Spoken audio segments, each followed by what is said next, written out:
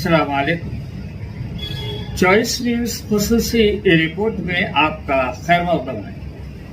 आप हैं editor in chief Choice News Mohammad Mahmood Azhar के साथ।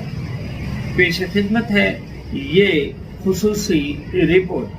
अल्हम्दुलिल्लाह الذي هدانا لهذا وما كنا لنهتدي لولا أن هدانا الله الله أكبر الله أكبر الله أكبر الله أكبر الله أكبر الله أكبر الله أكبر الله أكبر الله أكبر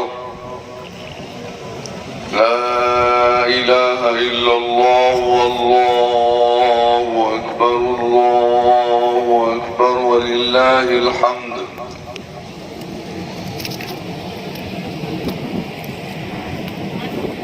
الله أكبر وهو الكبير الذي عنت الوجوه لكبريائه وعظمته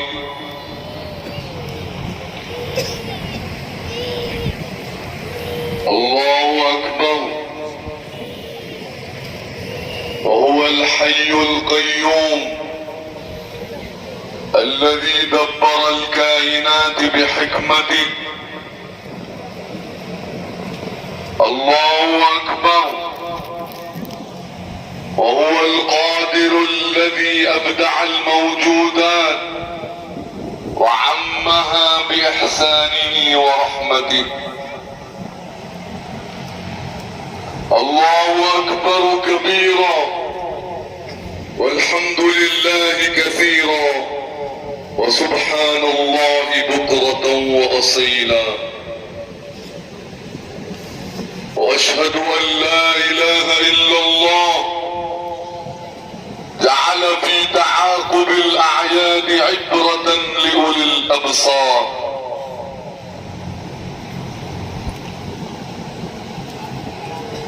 وأشهد أن سيدنا وحبيبنا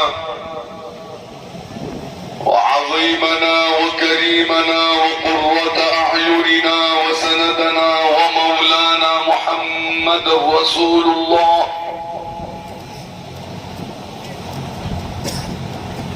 اللهم صل وسلم وزد وبارك على حبيبك سيدنا ونبينا ومولانا محمد وعلى آله وأصحابه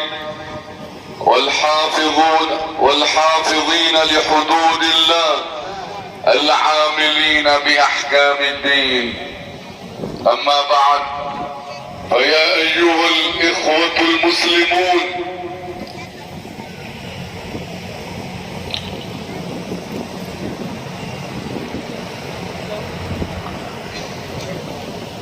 إن يومكم هذا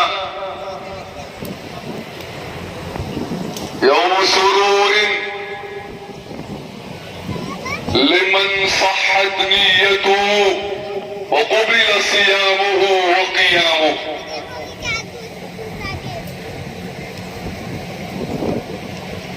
يوم فرح وتهان لمن طابت سريرته وحسن في رمضان أخلاقه وكلامه يوم عفو وإحسان لمن عفا عمن هفا وأحسن إلى من أساء وأصلح بين الأنام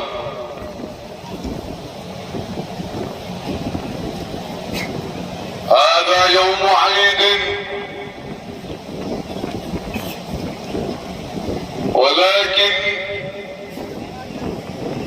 ولكن العيد في الحقيقة لمن تمسك بالدين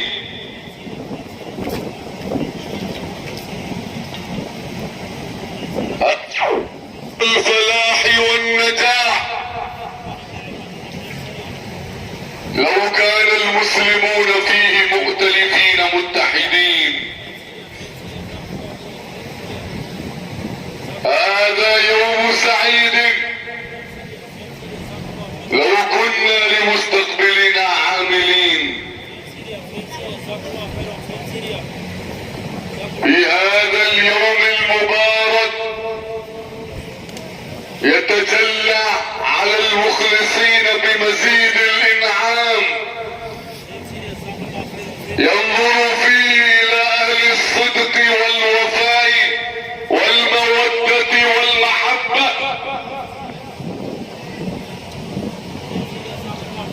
ينظر فيه إلى من تاب وراغب في السر والعلانية ربه، ينظر فيه إلى من تغافل عن عيوب الناس ولعيوب نفسه تنبه.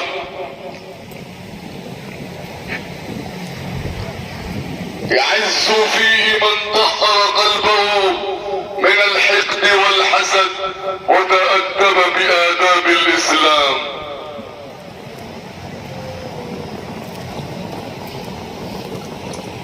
ليس العيد لمن تمتع بالشهوات ولبس ثوب الجميل، ليس العيد لمن عق والديه وحرم الرضا في هذا اليوم المبارك الكريم.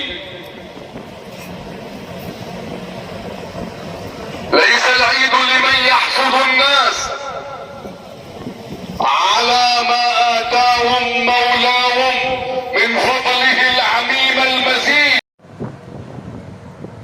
وكيف يسعد بالعيد من تجمل بالجديد وقلبه على أخيه المسلم أسود؟ وكيف يهنأ بالعيد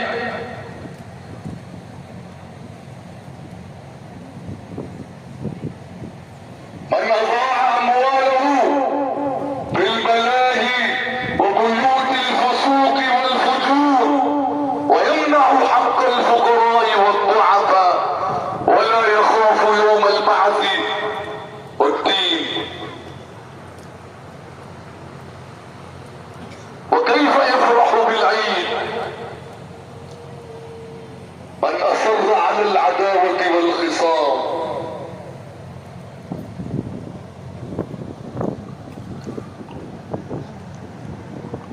إنما العيد لمن خاف يوم التناد، إنما العيد لمن اتقى مظالم العباد، إنما العيد لمن فاز بالقبول وحسن الختام. أين من كان لا يفرح بعيد ولا بسواه إلا بما قدمه من الخير أمامه؟ وأين من كان يستر نفسه عن اللذات خوفا من ألم العتاب والملامة؟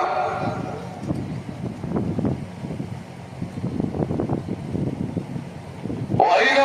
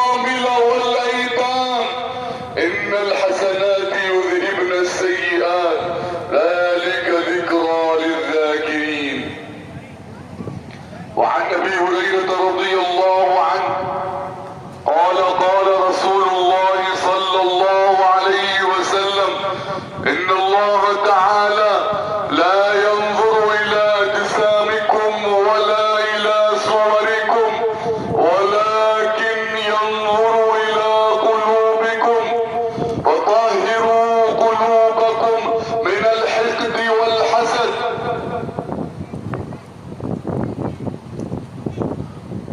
وعن النبي صلى الله عليه وسلم انه قال اذا كانت غداة الفطر يبعث الله ملائكته فيقومون على افواه السكك ينادون بصوت جهير يسمعه جميع الخلائق اخرجوا الى رب كريم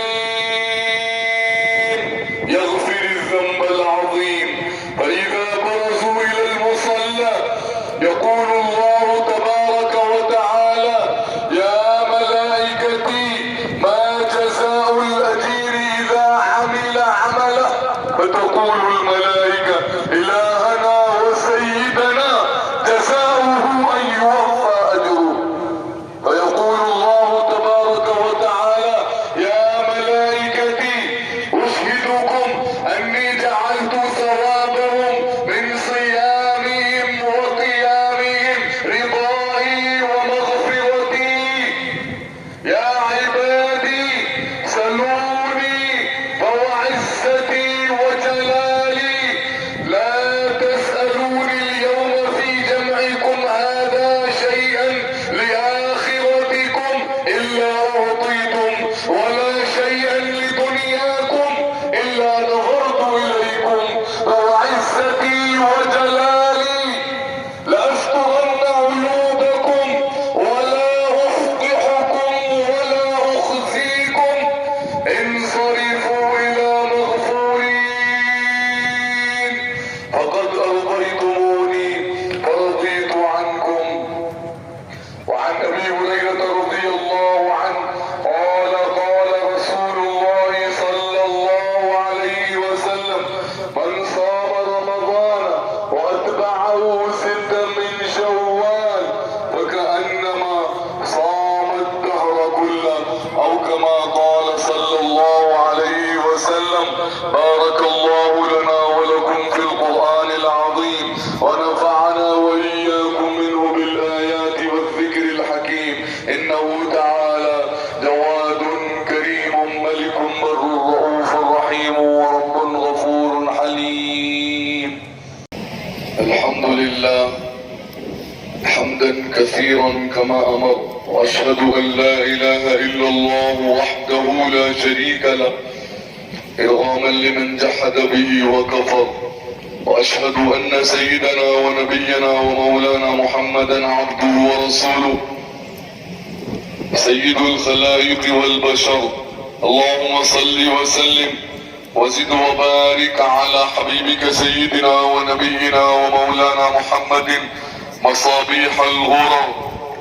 اما بعد عباد الله اتقوا الله تعالى من سماع اللغو وفضول الخبر وانتهوا عما نهاكم عنه وزجر.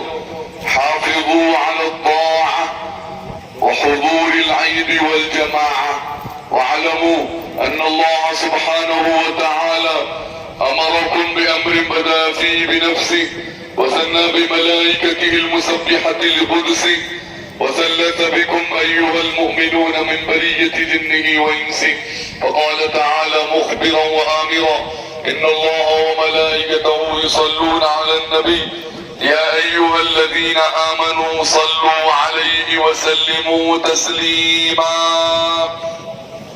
اللهم صل وسلم وزد وبارك على حبيبك سيدنا ونبينا ومولانا محمد امام الحرمين وصاحب الهجرتين وعلى اله واصحابه اجمعين خصوصا على ذي الاصل العريق صاحب نبيكم في الغار والرفيق خليفة رسول الله امير المؤمنين سيدنا ابي بكر الصديق رضي الله تعالى عنه وعلى الزاهد الاول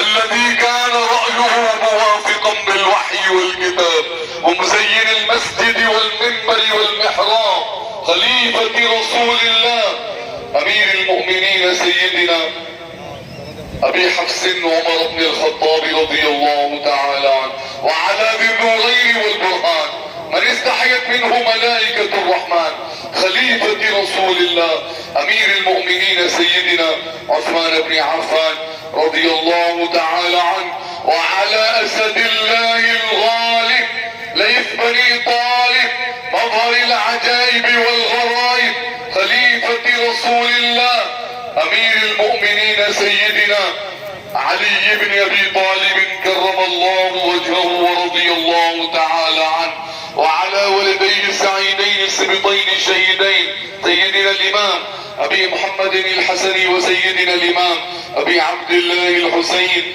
رضي الله تعالى عنهما، وعلى تمام الباقية من العشرة المبشرة الذين بايعوا النبي تحت الشجرة، وسائر الصحابة والقرابة والأزواج أمهات المؤمنين وبنات رسول الله والتابعين وتبع التابعين بإحسان إلى يوم الدين. اللهم أعز الإسلام والمسلمين، اللهم أعز الإسلام والمسلمين وأعلي كلمة الحق والدين، اللهم انصر من نصر الدين واخذل من خذل المسلمين، اللهم انصر من نصر دين سيدنا محمد صلى الله عليه وسلم واجعلنا منهم، واخذل من خذل دين سيدنا محمد صلى الله عليه وسلم ولا تجعلنا منهم. اللهم كن لنا ولا تكن علينا، وانصرنا على من بغى علينا، اللهم اجعل ثأرنا على من ظلمنا،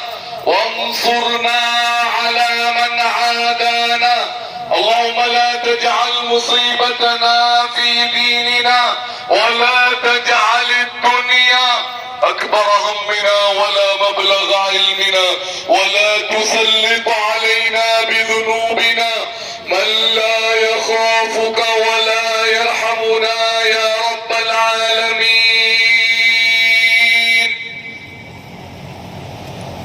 اللهم اصلح ولاة امور المسلمين في كل مكان، اللهم اصلح ولاة المسلمين وزعماءهم ورؤساءهم وقادتهم وملوكهم وسلاطينهم، وارشدهم الى صراطك المستقيم، واجمع بين صفوف العرب والمسلمين على تحرير المسجد الاقصى وفلسطين، على تحرير المسجد الاقصى وفلسطين من ايدي الصهاينة واعداء الاسلام يا ذا الجلال والاكرام. اللهم انصر المجاهدين في كل مكان، اللهم احفظ المسلمين في فلسطين، اللهم احفظ المجاهدين في فلسطين، اللهم انصر المسلمين في فلسطين وانصرهم على عدوك اعداء الدين. اللهم دمر اليهود والمشركين ومزق جمعهم وشتت شملهم ودمر ديارهم وخالف بين كلمتهم وزلزل الارض من تحت اقدامهم، وانزل بهم بأسك الذي لا ترده عن القوم المجرمين، واجعل اللهم آمنة مطمئنة بلدتنا هذه وسائر بلدان المسلمين، واكتب اللهم الستر والسلامة والعافية علينا وعلى عبيدك الحجاج والغزاة والمقيمين والمسافرين في برك وبحرك وجوك من أمة سيدنا محمد صلى الله عليه وسلم أجمعين. اللهم أرنا الحق حقا وارزقنا اتباعه، وأرنا الباطل باطلا وارزقنا اجتنابه. ربنا آتنا في الدنيا حسنة وفي الآخرة حسنة وقنا عذاب النار، واغفر للمؤمنين والمؤمنات والمسلمين والمسلمات الأحياء منهم والأموات، إنك سميع قريب مجيب الدعوات. عباد الله رحمكم الله، إن الله يأمر بالعدل والإحسان وإيتاء ذي القربى وينهى عن الفحشاء الفحشاء والمنكر والبغي يعظكم لعلكم تذكرون. اذكروا الله العظيم الكريم يذكركم وادعوه على نعمه يزدكم ويستجب لكم ولذكر الله تعالى أعلى وأولى وأعز وأجل وأهم وأتم وأكبر. الله أكبر الله أكبر الله أكبر الله أكبر الله أكبر الله أكبر الله أكبر الله أكبر الله أكبر. لا إله إلا الله والله أكبر الله أكبر ولله الحمد.